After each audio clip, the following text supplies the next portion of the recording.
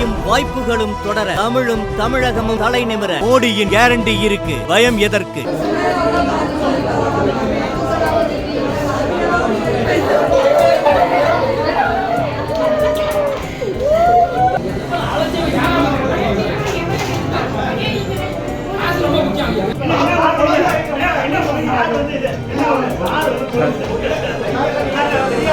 தஞ்சையில் பிரபல பல்பொருள் அங்காடியில் இரவு காவலாளி மர்மமான முறையில் உயிரிழந்த சம்பவம் அதிர்ச்சியை ஏற்படுத்தியிருக்கிறது. மரணத்தில் சந்தேகம் இருப்பதாக உறவினர்கள் குற்றம் சாட்டி அங்காடியை முற்றுகையிட்டதால் பரபரப்பு ஏற்பட்டது.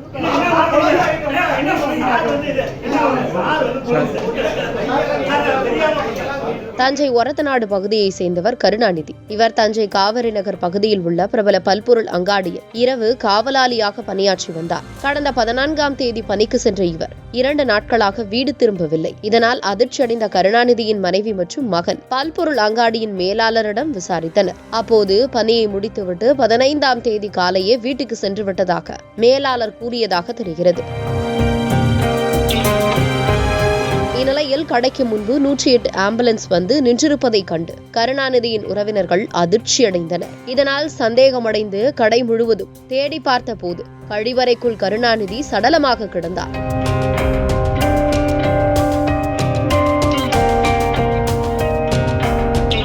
கருணாநிதியின் உடலை கண்டு கதறி அழுத மனைவி மற்றும் உறவினர்கள் மரணத்தில் சந்தேகம் இருப்பதாக குற்றம் சாட்டினர். கருணாநிதி வீட்டிற்கு சென்று விட்டதாக மேலாளர் கூறிய நிலையில் கழிவறைக்குள் சடலமாக இருந்தது எப்படி என்று அவர்கள் கேள்வி எழுப்பி கடையை முற்றுகையிட்டதால் பரபரப்பு ஏற்பட்டது.